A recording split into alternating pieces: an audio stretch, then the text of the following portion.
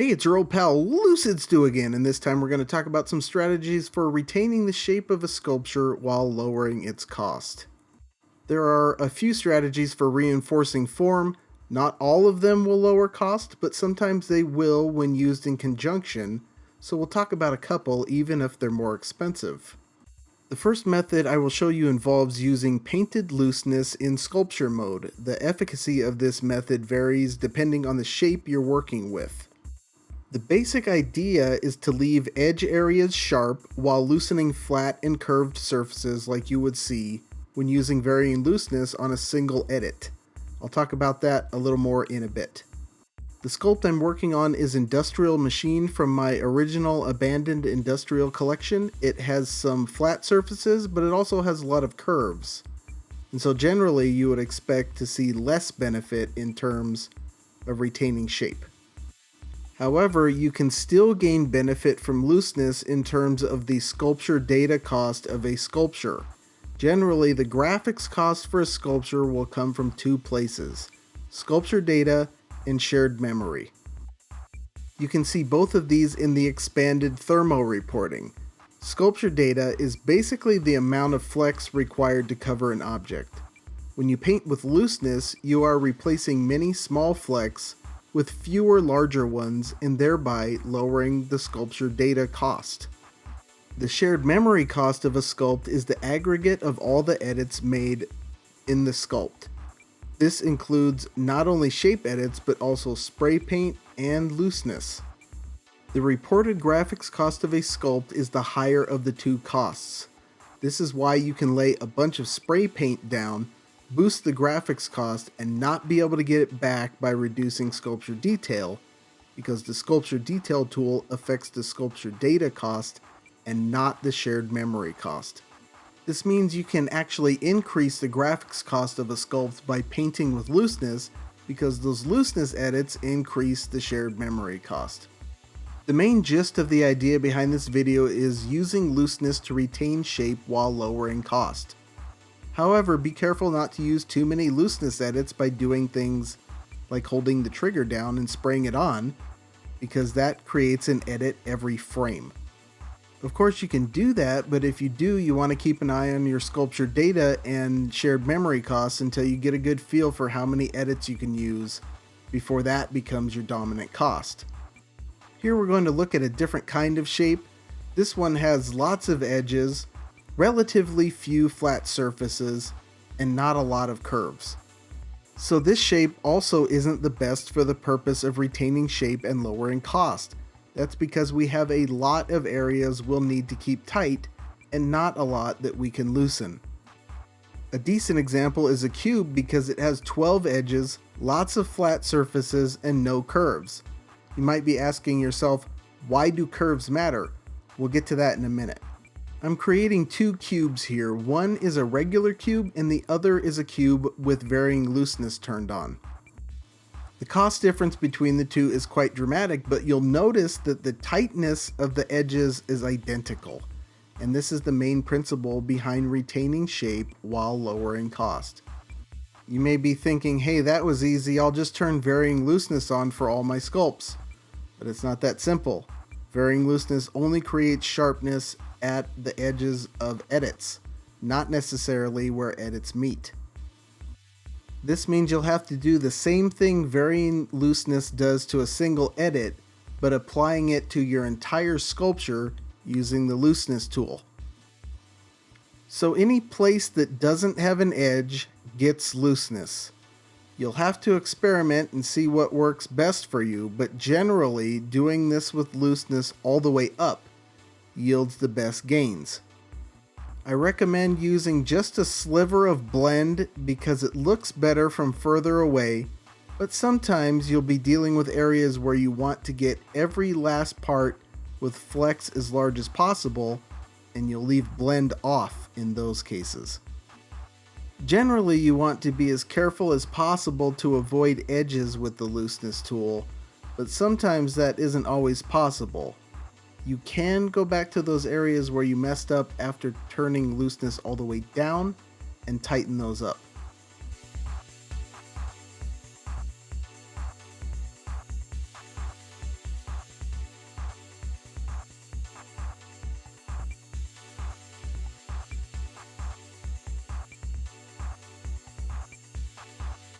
Now, the way level of detail works in Dreams is that lower fidelity versions of a sculpt are swapped out automatically at distance, and you can see this happening as a couple of the initial tiers are fairly obvious.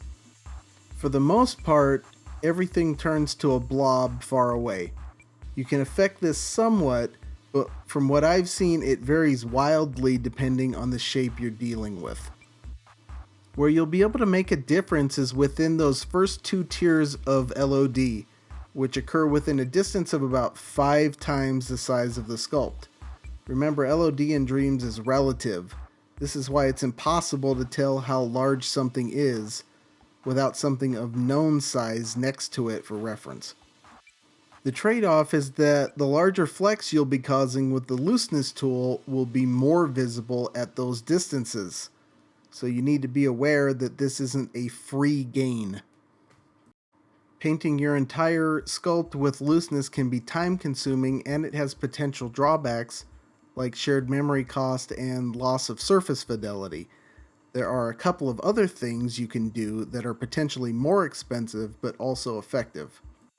One alternative is spray paint. The main drawback with spray paint is the shared memory cost, and since it will most often be applied with the trigger held down, this can sneak up on you. You can accentuate shapes with spray paint in a variety of ways, but the easiest is to simply outline the shape with a darker color, kind of like cell shading.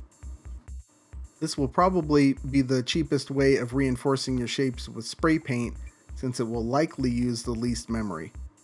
A potential drawback of spray paint in this regard is that you lose sight of it fairly close to the object.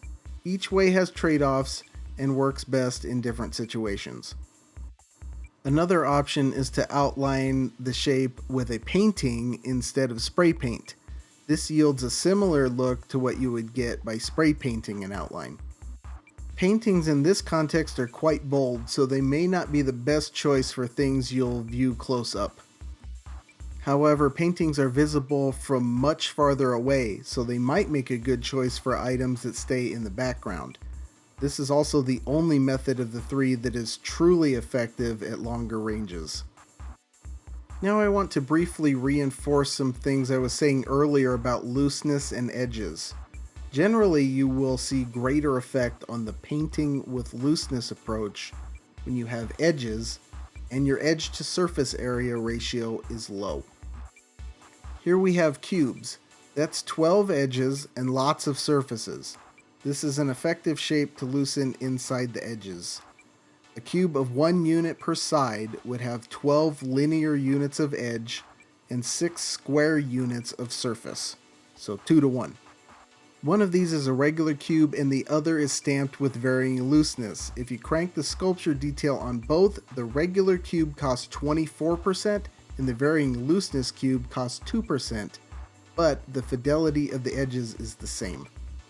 Now let's look at cylinders. A cylinder 1 unit wide and 1 unit high will have 6.28 units of linear edge and a surface area of 4.6 units, which is a better ratio than the cube.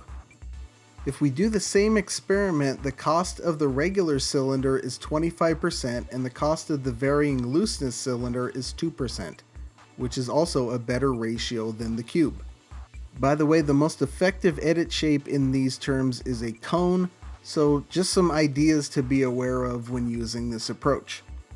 So in this video we talked about retaining form, sometimes at greater distance, sometimes at lower cost, sometimes using looseness, sometimes using spray paint, sometimes using paintings, and who knows, maybe all three. I'm hoping to get a few more videos out before the Dreams VR update. I want to show you a couple of easy techniques I've been using. I also want to show you the collection I've been working on lately in preparation for the VR update. After the VR update, VR is going to be my focus, at least for a while. I will of course try to give you a decent review and do what I can to help everyone else along in VR from the perspective of someone who has been using Dreams for about a year and a half now. But please be patient with me, as I not only need to learn how to use it first, but I also have to figure out how to capture it and get it into coherent content for you all to view. Should be a fun adventure. However, that's all for now. Until next time, I'll see you in the Dreamiverse.